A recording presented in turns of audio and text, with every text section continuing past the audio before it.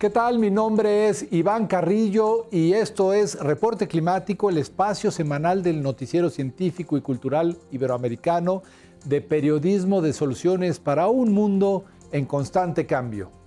Calentamiento global, pérdida de la biodiversidad, agotamiento de los recursos naturales son tres manifestaciones de un mismo problema: la enorme inequidad que no solo arremete contra el planeta en general, sino contra grupos específicos de la población. Tal es el caso de las mujeres. ¿Por qué están ellas entre las principales víctimas de la crisis ambiental que enfrentamos y al mismo tiempo son un faro para nuestra supervivencia? Desde España, Yayo Herrero nos ayudará a responder esta pregunta. Ella es antropóloga, ecofeminista y actualmente preside el Foro Transiciones, una iniciativa que conecta a la ciudadanía para un cambio ecosocial. Pero antes de iniciar la conversación de hoy, los invito a conocer lo más actual en materia climática alrededor del mundo.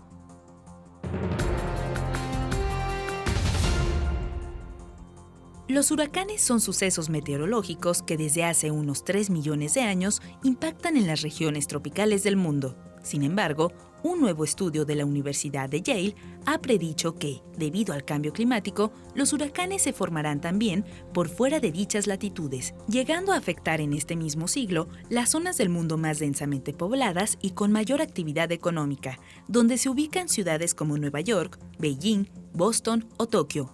Aunque hasta hace poco los científicos eran cautos al hablar de la relación entre calentamiento global y huracanes, ahora se sabe que el aumento de la temperatura del planeta está provocando eventos más potentes que se intensifican más rápido, con peores consecuencias para la humanidad.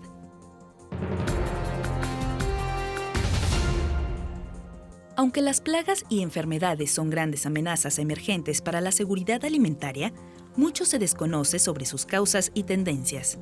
Pero un nuevo estudio realizado en China comienza a brindar luz al respecto. Luego de analizar un extenso conjunto de datos de 1970 a 2016, los investigadores encontraron un claro incremento de dichos problemas en todas las provincias del país y concluyeron que más de una quinta parte del daño era consecuencia del cambio climático. Según los resultados, el principal factor que contribuye a que haya más plagas y enfermedades en los cultivos es el aumento de las temperaturas nocturnas y la disminución de los días de heladas.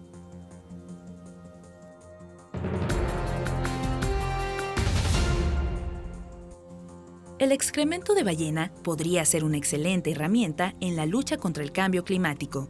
Cuando este desecho es liberado, promueve el crecimiento de fitoplancton, un conjunto de microorganismos marinos que al realizar la fotosíntesis capturan dióxido de carbono de la atmósfera. Una vez que muere, el fitoplancton se hunde en el fondo del océano, llevándose gran parte de ese carbono y mitigando así el calentamiento del planeta. The Guardian reportó que científicos australianos intentan aprovechar este fenómeno mediante el desarrollo de excremento sintético de ballena. Con ello, postularán al X-Prize, una iniciativa del magnate Elon Musk que financiará proyectos capaces de almacenar, de forma segura, el dióxido de carbono a una escala de 1.000 millones de toneladas o más al año.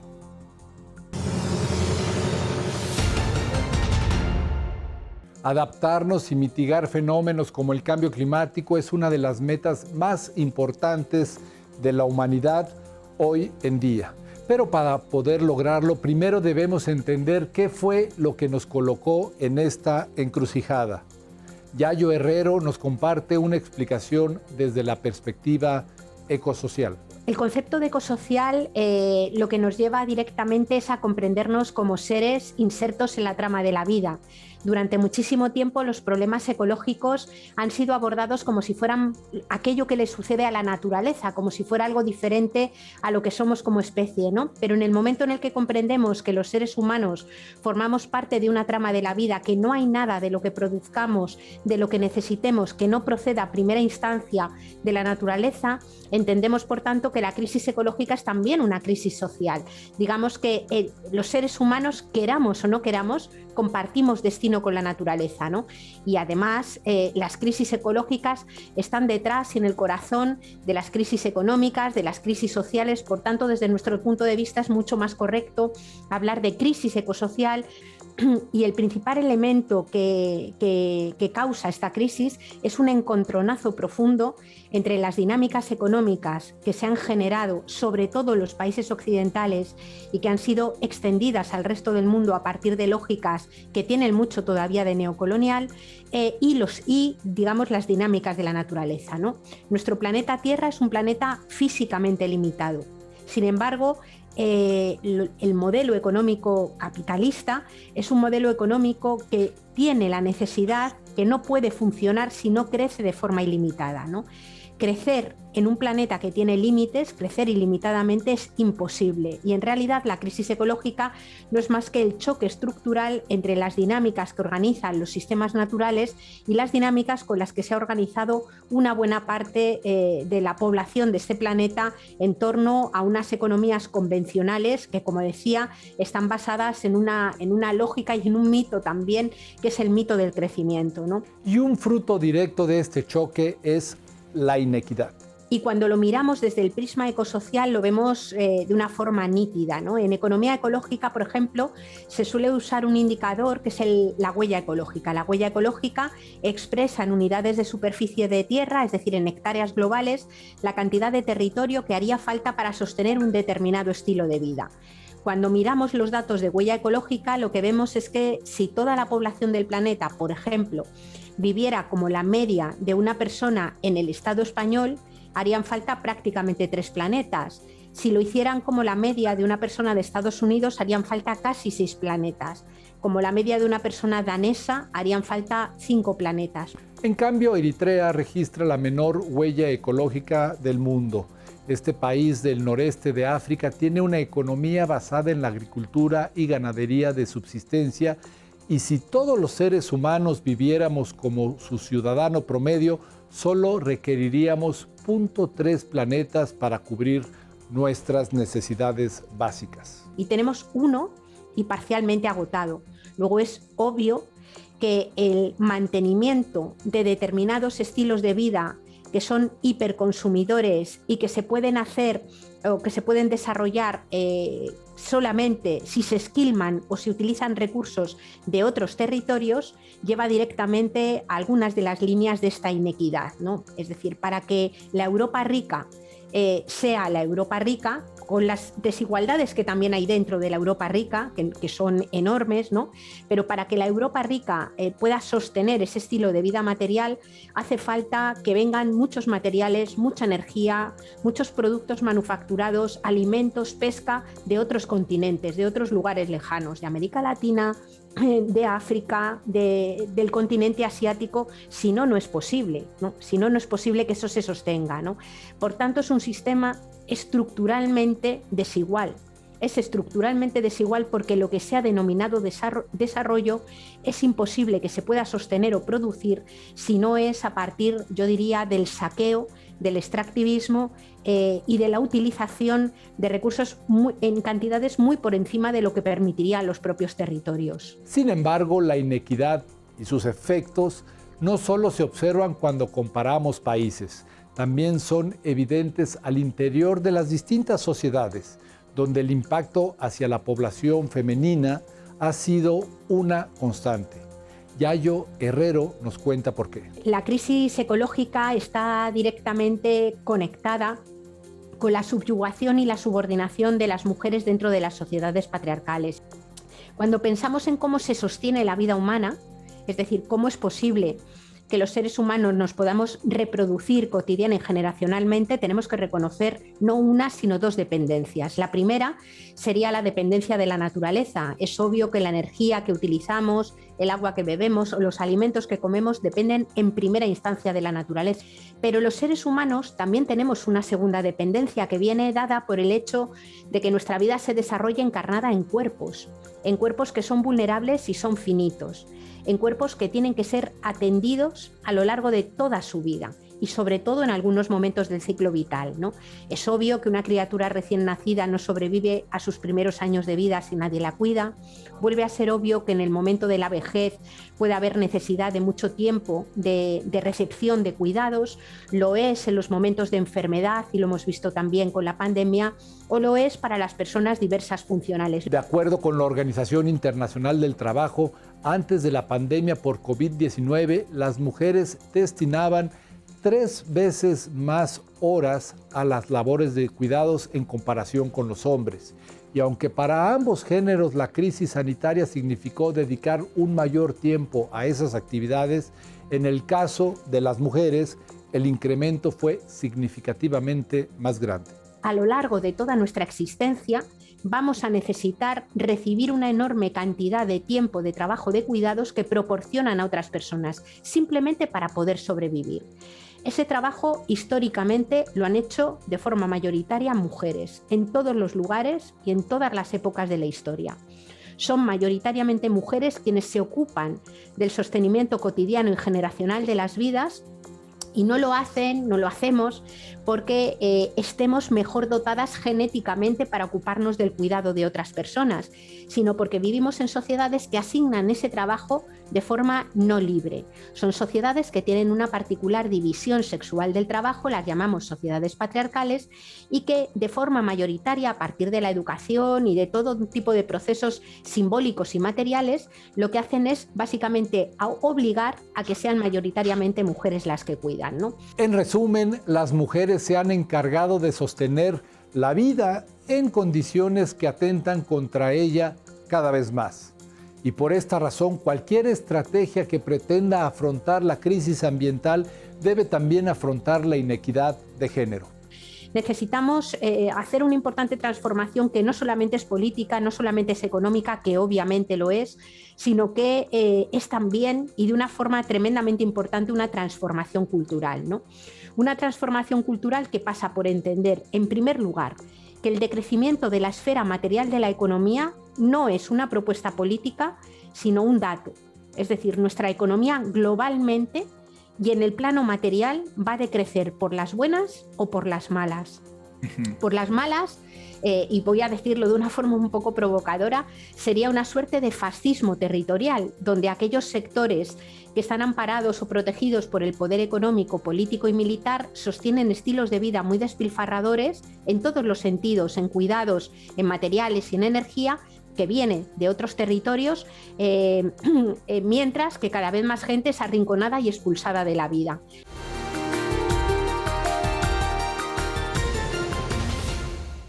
Mi nombre es Iván Carrillo y semana a semana convocamos en este espacio a especialistas de Latinoamérica que nos ayudan a entender la complejidad de nuestro entorno y las mejores estrategias que tenemos para hacer frente a sus alteraciones.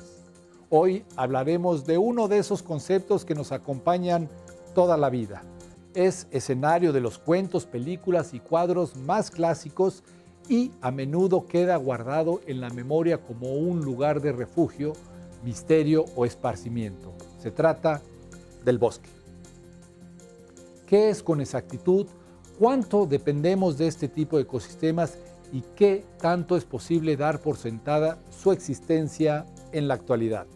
Conversaremos al respecto con María Fernanda Franco, ingeniera forestal colombiana y especialista en el manejo de bosques. En todo diccionario podemos encontrar la palabra bosque y lo que significa área cuya vegetación está dominada por árboles. Sin embargo, esta y cualquier otra definición se queda corta para el caso de América Latina, donde la diversidad y abundancia nos obliga a repensar el concepto. Escuchemos a María Fernanda Franco. Podemos ir a una definición técnica que digamos nosotros manejamos, las personas que trabajamos con los bosques, que incluye una densidad de área, de coberturas, árboles, que se define como árbol y que no. Podríamos llegar a esa definición y los invito pues a los que quieren conocer esa definición, la van a encontrar en cualquier lugar. Pero pues yo creo que más allá de ir a lo técnico, y es la invitación como que quiero direccionar esta conversación, es decir, a lo que nos encontramos en el mundo, cuando bajamos, cuando salimos de la ciudad y vamos al bosque. Y tenemos diversidad de bosques en América Latina, pero básicamente es una naturaleza a la que nos acercamos, unos árboles, una cobertura, una diversidad que varía. Pues, por ejemplo, yo ahorita estoy en Colombia, los bosques tropicales son muy diferentes a los bosques que pueden tener ustedes en México o a los bosques que encontramos en Estados Unidos, pero sin embargo son bosques que dentro de su diversidad pues tienen diferentes especies arbóreas asociadas a animales grandes, mamíferos, pero también asociadas a una diversidad microscópica que está en los árboles, en las copas y debajo del suelo. 891 millones de hectáreas en América Latina están ocupadas por bosques. Esto constituye casi la mitad de la región y a su vez representa el 22% de toda la cobertura boscosa del planeta, con lo que hemos ido construyendo distintos tipos de relaciones. Como nosotros como sociedad, una sociedad que vive en las ciudades, que vive en las capitales, que vive en un ambiente pues tecnológico, rápido, trabajo virtual, cómo nos acercamos al bosque, esa es una, pero también hay múltiples sociedades que actualmente viven en y de los bosques. Ellos tienen y mantienen una relación directa con los bosques que les proveen el alimento, les proveen algo muy importante que es una espiritualidad y un relacionamiento mucho más allá de el producto me lo como, adiós mi relación con el bosque. El bosque es entendido desde otra forma completamente diferente y no es como algo ajeno a mí o a mi familia, a mi comunidad, sino hace parte de y yo hago parte de. Y en ese sentido hay unas relaciones de reciprocidad muy interesantes y muy importantes. 300 millones de personas viven en los bosques, otros 1.600 millones dependen directamente de estos ecosistemas para subsistir y el resto también estamos anclados a ellos debido a los servicios ambientales que nos proporcionan. Y contestamos desde esta primera sociedad mucho más citadina, mucho más virtual, de trabajo, de la casa, pues como de este mundo un poco más pues distanciado de los bosques. Somos una sociedad que en general, no me gusta generalizar, pero sí es claro que al crecer tan distante de los bosques, rompemos en algún momento esa relación. Todo lo que necesitamos lo tenemos en nuestras casas, en nuestras ciudades, nos llega y está perfecto. Y casi nunca estamos ausentes de ellos, de esto. No sé, me refiero al agua, me refiero a la luz, el aire puro. Y creemos que eso está ahí por inercia, porque hace parte de la vida y porque está ahí. Pero pues gracias a los bosques es que tenemos esto, pero no tenemos esa conciencia justamente porque hemos vivido todo el tiempo en una distancia muy fuerte de los bosques. La comida viene de los bosques, sí, ya sea porque los producen los bosques o que gracias a lo que los bosques proveen se da esa comida. No obstante, los bosques se enfrentan serias amenazas que también ponen en riesgo el bienestar de las personas. Tan solo en el 2020 los trópicos perdieron más de 12 millones de hectáreas de cobertura forestal, lo que equivale a 30 canchas de fútbol por minuto. Acá en Colombia en este momento pues yo creo que es de conocimiento de la mayoría que tenemos unas tasas de deforestación altísimas, principalmente en los bosques de la Amazonía. No le estamos dando el valor a los bosques que tienen y ese valor es económico, sí, pero no es solamente económico. Hay un valor espiritual, un valor ancestral, un valor para comunidades que habitan allá desde hace mucho tiempo. Entonces yo creo que sea cual sea digamos, la razón por la cual se está haciendo la deforestación, tenemos que llegar a eso. Acá en Colombia las causas de los motores de deforestación son múltiples. Aumento de la frontera agrícola, cultivos ilícitos, acaparamiento de tierras, pero un montón de actividades que están en el marco de otro tipo de economías, pero que al final usan o terminan usando a esas comunidades locales para generarle, pues, cubrir unas necesidades básicas que ellos tienen y decir, prefiero esto que esto sobre la balanza. ¿Cuáles son las causas de esta desaparición? María Fernanda Franco nos responde a partir de la experiencia en su país. existen sociedades que dependen de los bosques, sino que somos como unidad planetaria sociedades que dependemos de los bosques. Entonces el bosque sano es algo ajeno. Ahorita están haciendo muchas cosas, tú lo dices, cambio climático, deforestación, los bosques están muy en auge y en la conversación pública, pero yo siento que lo seguimos viendo como algo ajeno, como hay que conservar el bosque allá porque es importante tener el bosque, pero estamos sintiendo realmente esa importancia. O sea, yo lo veo directamente, esa relación para mí de cuidar el bosque. Alguna vez yo estaba en un parque nacional al que llevan estudiantes a viajar y a conocer los bosques en el Amazonas, y les preguntaban a los niños de ciudad que estaban allá de dónde sale el agua, y ellos contestaban de la canilla. Entonces es, ¿dónde está la educación? ¿De dónde estando allá, donde está el agua, donde viene toda la naturaleza, donde viene toda la vida? Ni siquiera hemos entendido la concepción de qué es un bosque, cuál es la función, cuál es el agua que cumple la naturaleza. Así que yo creo que, claro, no es ajeno a las acciones como gobiernos que estamos teniendo en este momento, de evitar la deforestación, del tema de la contaminación, de la minería. Eso lo tenemos que enfrentar, pero sin duda en simultánea necesitamos una educación mucho más acercada a estas sociedades bosquecinas que entienden el bosque como parte de nuestras vidas. Pero para hacerla aún más efectiva, esa educación ambiental debe estar orientada a temas prioritarios como lo que destaca María Fernanda Franco en el contexto colombiano. Creo que lo que primero tenemos que atender es darle ese valor al bosque, a reconocerlo como sociedad que no está tan relacionada con el bosque, como sociedad occidental, como se le quiera llamar, ese valor al bosque, y entender que ese valor del bosque no es solamente económico, porque muchas veces se han hecho los ejercicios de la valoración económica del bosque, pero hay que entenderlo que el bosque va mucho más allá y no se puede contar todo lo que los bosques nos da de manera económica.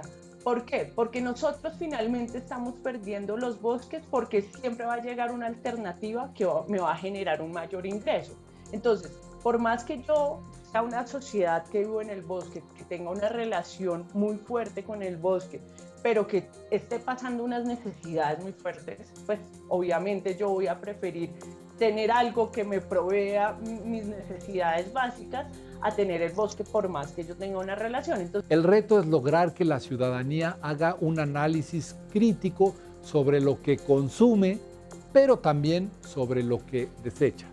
Siento que tenemos que salir de las ciudades y no salir como irnos de la ciudad, porque también somos una sociedad que aprendimos y vivimos de las ciudades, pero sí para entender qué es lo que pasa alrededor de la ciudad, ¿sí? Nosotros vivimos al lado de una montaña, esta montaña tiene tantos ecosistemas, en esos ecosistemas viven estas otras sociedades, viven estos animales y esta montaña me provee a mí el agua, ¿sí?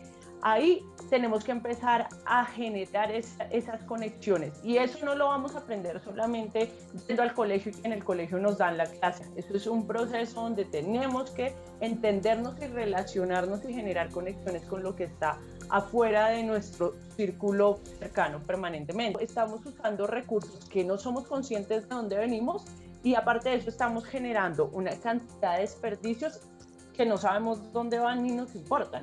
Y tanto uno como el otro terminan, obviamente, intrínsecamente relacionados con los recursos naturales, pues con el agua, con los bosques, con los mares. Entonces yo creo que sí necesitamos ser mucho más conscientes de dónde vienen y para dónde van, ¿no?